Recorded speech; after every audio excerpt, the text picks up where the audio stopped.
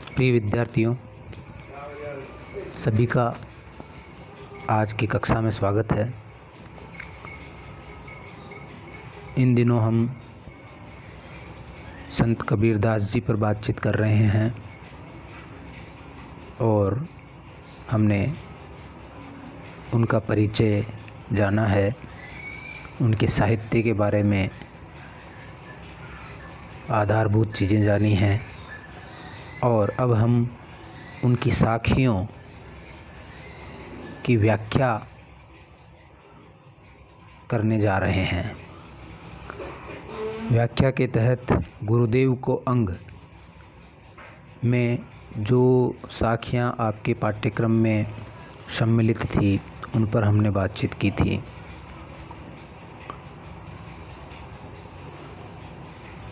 इसी क्रम को हम आगे बढ़ाएंगे और आपके पाठ्यक्रम में जो संकलित हैं, जो साखियाँ संकलित है उन पर हम बातचीत करेंगे। आप जानते हैं कि कबीरदास जी को निर्गुण मत का प्रवर्तक माना जाता है, या यूँ कहिए कि जो निर्गुण भक्ति धारा है उसके अंदर दो धाराएं निकलती हैं। एक प्रेमाश्रयी शाखा है, दूसरी ज्ञानाश्रयी शाखा है। तो जो ज्ञान मार्गी शाखा है उसमें कबीर का महत्वपूर्ण स्थान है, ये हमने देखा था।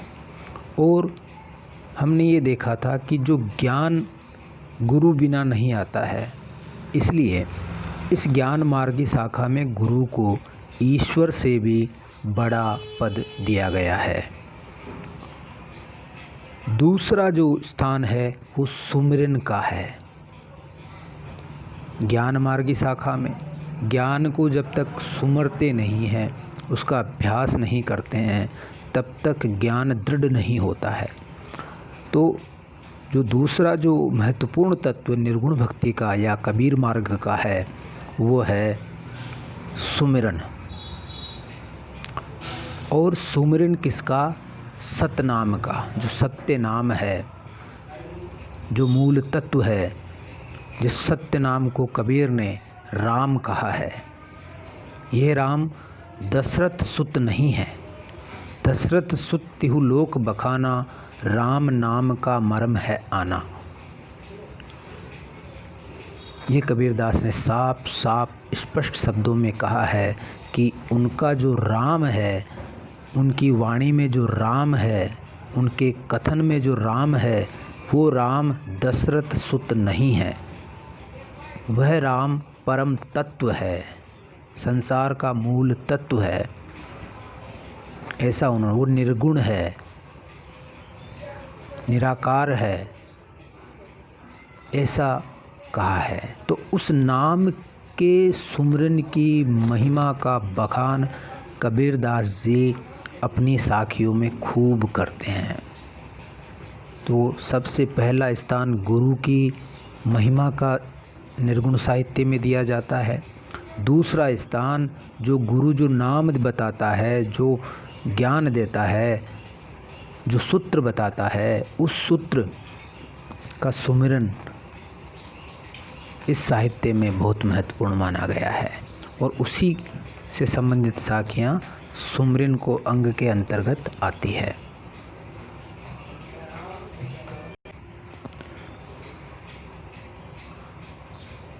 तो आज हम सुमिरन को अंग के अंतर्गत जो साखियाँ हैं उन पर बातचीत करने जा रहे हैं।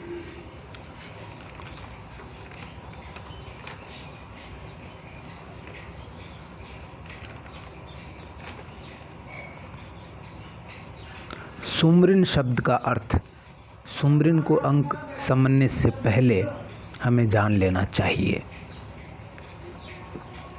सुमिरन शब्द का क्या अर्थ है और सुमिरन को इतना अधिक महत्व कबीर साहित्य में या निर्गुण साहित्य में या ज्ञान मार्गी शाखा में क्यों दिया गया है। इस पर हमें विचार कर लेना चाहिए, तब हम इस सुमरन के महत्व को समझेंगे। तो सुमरन का अर्थ क्या होता है? सुमरन स्मरण से बना हुआ शब्द है। स्मरण करना, किसी को याद करना, किसी का ध्यान करना, किसी का भजन करना, किसी का जाप करना, यही सुमरन है। और इसका निर्गुण मत में बहुत अधिक महत्व है। और अगर हम वैष्णव परंपरा में देखें तो हम देखते हैं कि हमारी वैष्णव जो परंपरा रही है उसमें भी ईश्वर की भक्ति का 9 रूप बताए गए हैं, 9 प्रकार बताए गए हैं। उन 9 प्रकारों में स्मरण या सुमरन का भी महत्वपूर्ण स्थान है। ईश्वर भक्ति के जो सगुण भक्त कवि हैं उन्होंने 9 रूप बताए हैं। श्रवण, लीलाओं का श्रवण करना, कीर्तन, लीलाओं का गाना, स्मरण, ईश्वर को याद करना, पाद सेवन, अर्चन, अर्चना करना, वंदन, वंदना करना, सख्य भाव की भक्ति करना, दास्य भाव, दास बनकर के भक्ति करना, और आत्मनिवेदन, अपनी परिवेदना ईश्वर को बताना। ये 9 प्रकार की भक्तियाँ वैष्णव भक्ति परंपरा में या सगुण भक्ति परंपरा में भी है। उसी में से जो स्मरण है उसका निर्गुण में बड़ा ही महत्व है। जब निर्भय निर्गुण पद गाए जाते हैं तो उसमें वो स्मरण है। और इसको कहीं कहीं जाप भी कहा गया है, जपना, नाम जपना भी कहा गया है। ये नाम ईश्वर का जपा जाता है जो राम है, और पूर्ण समर्पण के साथ जपा जाता है। ईश्वर का नाम रटना ही भजन, जाप या सुमरन कहलाता है। इसके 3 नाम है, भजन कह लीजिए, जाप कह लीजिए या सुमरन कह लीजिए। अगर हम बात करें हमारे पौराणिक साहित्य की तो ये जो सुमरन है इसका महत्व पुराणों से ही रहा है। पुराणों में भी इसके वर्णन मिलते हैं। पुराणों में भी इसके बारे में कहा गया है। क्या कहा गया है? पुराणों में ये माना गया है कि जो सुमरन होता है ईश्वर का, इष्ट का या परम तत्व का या ब्रह्म का या राम का, वह सुमरन 3 प्रकार से साधक करता है। मानसिक सुमरन, उपांशु सुमरन और वाचिक सुमरन। वाचिक जप जो होता है उस जप में, वाचिक यानी मुंह से जब आवाज़ निकलती है राम राम राम या जो भी है, उससे 10 गुना फल उपांशु सुमरन में मिलता है। उपांशु सुमरन या उपांशु जप में मिलता है। तो उपांशु सुमरन का क्या अर्थ होता है? उपांशु सुमरन में जिह्वा और होठ को हिलाकर मंत्र का विचार करते हैं। जीभ और होठ हिलते हैं लेकिन उच्चारण कुछ सुनाई नहीं पड़ता है, उसे उपांशु कहते हैं। उच्चारण कुछ सुनाई नहीं पड़ता है, जिह्वा और होठ हिलते हैं तो उसे उपांशु सुमरन कहते हैं। जब साफ साफ आवाज़ स्पष्ट रूप से स्फुट होती है तो उसे अपन वाचिक वचन सुनाई देते हैं तो उसे वाचिक सुमरन कहते हैं। और अगर मन ही मन मंत्र का या नाम का सुमरन किया जाता है, मनन किया जाता है मन ही मन, तो उसे हम उच्चारण सुनाई नहीं पड़ता है तो उसे हम कहते हैं मानस सुमरन या मानस जाप। तो पुराणों में ऐसा आया है कि सबसे अधिक महत्व मानस जाप का है कि वाचिक जप से 10 गुना फल उपांशु जाप में मिलता है जिसमें आवाज़ नहीं आती है, होठ हिलते हैं, और 7 गुना फल जिह्वा जप में मिलता है, जीभ हिलती है, और सहस्त्र गुना फल मानस जप में होता है। इस प्रकार से ये पुराणों में भी सुमरन का महत्व माना गया है। सांसों की माला पे सुमरू में तेरा नाम, ऐसा कहा गया है। तो सांसों की माला में जो सुमिरन होता है, श्वास जो निकलती है उसमें सुमिरन होता है, वो सबसे ज़्यादा महत्वपूर्ण माना गया है। कबीर ने सुमिरन में मानसिक नाम स्मरण यानी सांसों की माला को महत्व दिया है, और माला फेरना या राम नामी चादर ओढ़ना और ये जितने भी बाह्याचार हैं, कर्मकांड है, इनकी उन्होंने निंदा की है। कबीर उसको निंदते हैं, उसकी निंदा करते हैं, और तोते की तरह रटने वालों पर भी कबीर बड़ा व्यंग्य करते हैं कि हाथ में माला और बगल को धाला, जो कहावत है उसके अनुसार कबीर कहते हैं कि हाथ सुमरनी बगल कतरनी पढ़े भागवत गीता रे, हाथ सुमरनी बगल कतरनी पढ़े भागवत गीता रे, औरन को ज्ञान बतावे आप फिरत है रीता रे। ये कबीर का ही कथन है। तो वो कहते हैं कि हाथ में सुमरनी लेने की आवश्यकता नहीं है, ईश्वर का नाम स्मरण आप मानसिक रूप से कीजिए, मन में उसका मनन कीजिए, उसका ध्यान कीजिए, वो ज़्यादा फलदायी है, बजाय के आप सुमरनी हाथ में लेकर के राम नामी चादर ओढ़ें और दिखावा करें। ये बहुत ही एक तरह से स्वयं को धोखा देने के समान है। इस तरह से इसमें जो सुमरन के भीतर या सुमरन की जो परंपरा रही है निर्गुण मत में, उसमें कई तरह की जो बुराइयां आ गई है, विसंगतियां आ गई है, आडंबर इसमें आ गए हैं, उस पर कबीर ने बड़ा व्यंग्य किया है। और दोनों ही संप्रदायों, चाहे हिंदू धर्म हो चाहे मुस्लिम धर्म हो, दोनों ही धर्मों में जो ऐसी विसंगतियां हैं उन पर कबीर ने चोट की है। कबीर ने कहा है कि मन की साधना, मन का संयम सबसे बड़ी चीज़ है,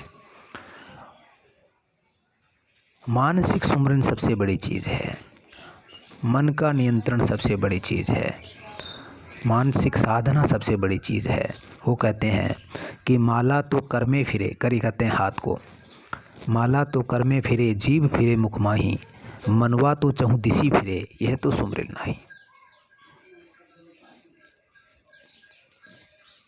मन पर अंकुश लगाना ये सबसे बड़ा सुमरन है, एकाग्रता सबसे बड़ा सुमरन है, ध्यान सबसे बड़ा सुमरन है। उस पर कबीर ज़्यादा जोर देते हैं। केवल हाथ में माला फेरने से कुछ नहीं होता, मुख में जीभ फेराने से भी कुछ नहीं होता है। कबीर कहते हैं कि राम नाम का बड़ा महत्व है। बड़े बड़े संतों ने, ऋषियों ने, मुनियों ने, पुराणों ने, ब्रह्मा विष्णु ने, सब ने नाम को महत्व दिया है, उसको सार बताया है, मूल तत्व बताया है। और कबीर ने भी कहा है कि कबीरा जपे तो नाम जप और नाम मत ले। और जो नाम है, सांसारिक नाम है, सांसारिक गोरख धंधा है, उसको नाम मत ले, उसका नाम ही मत ले। राम नाम शमशीर है जम के सर पर दे, कि अगर यम यानी काल या मृत्यु या पतन से बचना है, पातक से बचना है, तो राम नाम रूपी तलवार उठा ले, यह ही तुझे बचा सकती है। कबीरा जपे तो नाम जप और नाम मत ले, राम नाम शमशीर है जम के सर पर दे। इसी तरह से जो इस्लाम में जो ये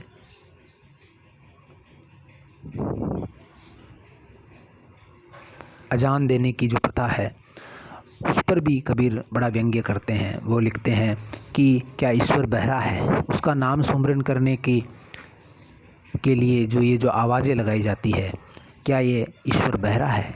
इस पर कबीर कहते हैं कि कांकर पाथर जोरी के मस्जिद दीनी चुनाए, ताचड़ मुल्ला बांग दे, क्या बहरा भया खुदाए।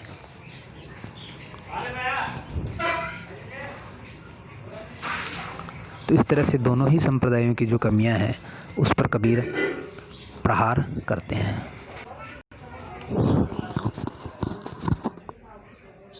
इसी तरह कबीर ने अपने वाणी में सुमरन पर बड़ा जोर दिया है, लेकिन मानसिक सुमरन को वो ज़्यादा महत्व देते हैं बजाय के माला फेरने या राम नामी धारण करने के। और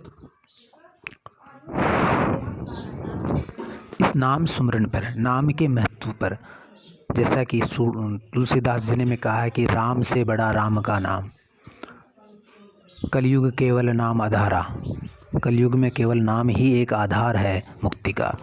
उसी बात को कबीर भी बहुत ही ज़ोर शोर से और मार्मिक रूप से अपनी वाणी में कहते हैं।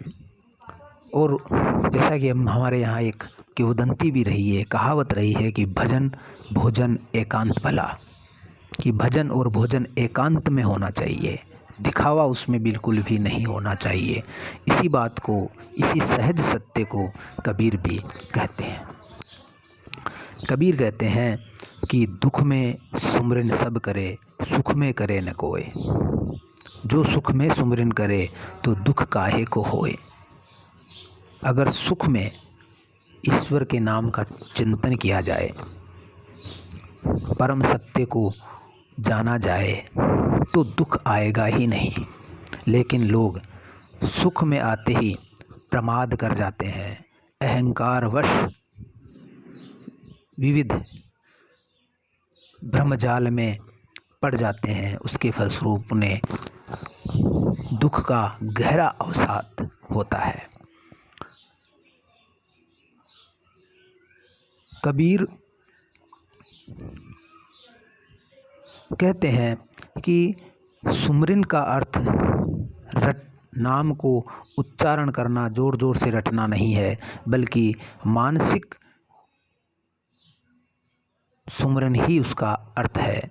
इसी बात को कबीर कहते हैं कि बाहर के पट बंद कर लो। बाहर के पट यानी बाहर जो हमारा मन की जो प्रवृत्ति बाहर की ओर जाती है, वो प्रवृत्तियों को बंद करके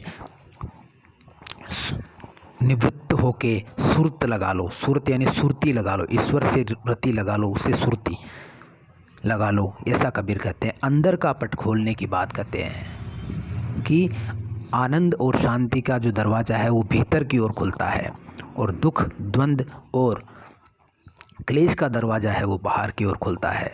तो कबीरदास जी ने इसी बात को कहा है कि सुमरन लगन लगाए के मुख से कछु ना बोल। मुख से कुछ बोलना नहीं है, सुमरन में लगन लगाने। सुरती निरति जो बौद्ध परंपरा से आई है वो निर्गुण मत में भी यथावत जारी रही है। और उसी बात को कबीर ने कहा है कि सुमरन लगन लगाए के मुख से कुछ ना बोल, मुख से कुछ मत बोल। बाहर का पट बंद कर, अंतर का पट खोल। अंतर यानी अंतर मन का पट, दरवाज़ा खोल, उसमें प्रवेश कर, एकांत की ओर जा, ऐसा कबीर कहते हैं। इसी तरह से जो पाखंडी होते हैं, उम्र भर माला फेरते रहते हैं, लेकिन फिर भी उनको मुक्त या मुक्ति या आनंद की अनुभूति नहीं होती है, उनके लिए कहते हैं कि माला फेरत जुग भुआ, गया न मन का फेर। एक मन का भी फेरा नहीं गया। माला फेरते रहे लेकिन एक मन का भी फेरा नहीं गया। एक मन का फेरना भी सार्थक नहीं हुआ। क्यों नहीं हुआ? क्योंकि उन्होंने हाथ का मन का फेरा, मन का नहीं फेरा। तो हाथ का मन का छाड़ी दे, मन का फेर। जो मन का है, मन की सांसों की माला पे जो माला सुमरी जाती है, उसको उन्होंने कभी छेड़ा ही नहीं। तो उन पाखंडियों के लिए भी कहते हैं कि माला फेरत जुग हुआ, गया न मन का फेर। कर का मन का छाड़ी दे, मन का फेर। भक्ति आगे कहते हैं कि ये जो भजन है ये मनसा, वाचा और कर्मणा तीनों से होना चाहिए। ये सुमरन का सार है। केवल वचन से ही सुमरन नहीं होना चाहिए, बल्कि सुमरन मन से और कर्म से भी दिखाई देना चाहिए। कथनी करनी में एकता होनी जरूरी है। कबीर ने कहा है कि कथनी तो थी जगत में, करनी उत्तम सार। कहना आसान है, थोती बातें होती है उसमें। जो कर्म है, सबसे बड़ा उपदेश कर्म के द्वारा दिया जाता है। करनी उत्तम सार, कथनी तोथी जगत में करनी उत्तम सार, कहे कबीर करनी भली उतरे सब जग पार। अगर जग भवसागर से पार उतरना है तो हमें करनी पड़ेगी, कुछ करके बताना पड़ेगा, ऐसा कबीर कहते हैं। तो इसी बात को इस दोहे में भी कहा गया है कि भक्ति भजन हरि नाम है, दूजा दुख अपार।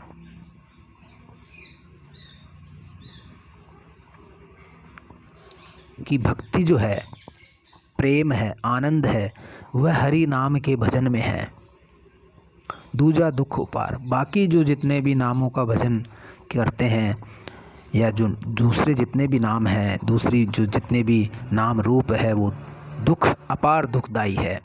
मनसा वाचा कर्मणा कबीरा सुमरिन सार। मन वचन और कर्म से सुमरिन करना ही एक सार वाली बात है। सार तत्व यही है कि हम मन वचन कर्म से की एकता को स्थापित करें।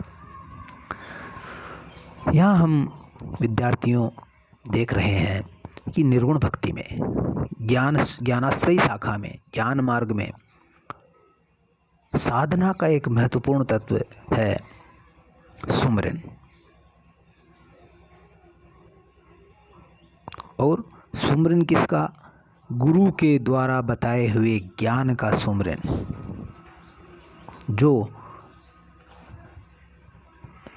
जो मंत्र गुरु देते हैं उसका सुमरन करना ही मुक्ति का उपाय है। निर्गुण भक्ति का मूल तत्व है निर्गुण सगुण से परे अनादि अनंत। वो तत्व कैसा है? अनादि अनंत अनाम अज्ञात ब्रह्म के नाम का जप। संतों ने नाम जप को साधना का आधार माना है। जितने भी संत हुए हैं उन्होंने नाम जप को बड़ा महत्व दिया है। यहाँ तक कि हम देखते हैं कि जो निर्गुण पंथ का एक बड़ी उपलब्धि है सिख पंथ।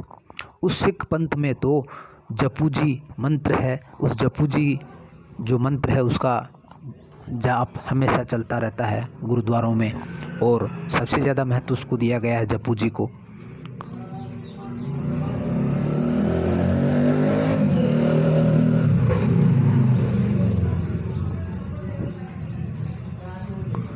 नाम ही भक्ति और मुक्ति का दाता है। निर्गुण संत गुरु नानक ने सिख धर्म का प्रवर्तन किया, उसमें जपूजी का विशेष महत्व है। एक जपूजी जो है एक ग्रंथ का नाम है या एक मंत्र का नाम है जो बड़ा पवित्र माना जाता है। और सिख लोग जो होते हैं, शिष्य होते हैं गुरु के, वो सब उसका पाठ करना अपना मुख्य धर्म समझते हैं। वो मंत्र इस प्रकार है: एक ओंकार सतनाम कर्ता पुरुष निर्भव निर्वैर अकाल मूरत अजूनी शेभम गुरु प्रसाद।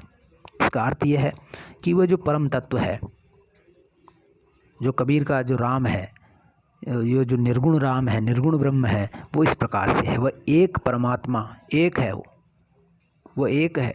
बहुदेव उपासना सिख धर्म नहीं मानता है, निर्गुण भी नहीं मानता। वो एक परमात्मा है जिसका नाम है सत्य। एक ओंकार सतनाम, जिसका नाम सत्य है। सृजन करता पुरुष, वह सृजन करता है, करता, सारा संसार उसी ने बनाया है। पुरुष, वह परम पुरुष है, अकाल पुरुष है। निर्भव, वह निर्भय है, वह कभी अकाल है, उसको काल का डर नहीं है। निर्भय, निर्वैर, वह निर्द्वेष रहित है। अकाल मूर्त, अकाल मूर्ति है यानी सनातन छवि है। सत्य, परम सत्य वही होता है जो था, है और रहेगा, वही सत्य है। और अजूनी यानी जूनी यानी जन्म, और अजूनी यानी जिसकी कोई आयु नहीं है, कोई जन्म नहीं है, कोई मृत्यु नहीं है, वही परम सत्य है। नासवान वस्तुएं जन्म लेती है और मरती है, जो परम सत्य है वह न जन्म लेता है न मरता है। वह स्वयंभू है। सेभम यानी स्वयंभू, वह स्वयं जन्म लेता है, स्वयं से ही उत्पन्न होता है, इसीलिए वह स्वयंभू कहलाता है। गुरु प्रसाद, और ऐसा जो तत्व है वह साधक कैसे जान सकता है, उसकी अनुभूति कैसे कर सकता है? वह कर सकता है गुरु की कृपा से। जब गुरु उसको इस तत्व का ज्ञान कराता है, तत्व ज्ञान कराता है, तभी वह इसको प्राप्त कर सकता है। इसी तरह से रामचरितमानस में तुलसीदास जी ने भी इस राम की अपेक्षा राम के नाम को अधिक महत्व दिया है। नाम की अपार महिमा के संबंध में सभी संत एकमत है और सभी जानते हैं कि विधियों की सबसे श्रेष्ठ विधि नाम का जपना है।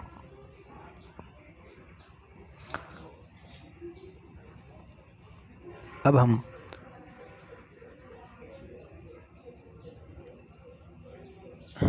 सुमरन को अंग की शुरुआत करेंगे अगले पाठ से। तब तक के लिए आपसे विदा लेता हूँ। पढ़ते रहिए, सीखते रहिए, अपने कौशल बढ़ाइए और आनंद से रहिए। यही मेरा आपके लिए संदेश है। हिंद देश के निवासी सब जन एक है, रंग रूप वेशभूषा चाहे अनेक है। जय हिंद, जय भारत।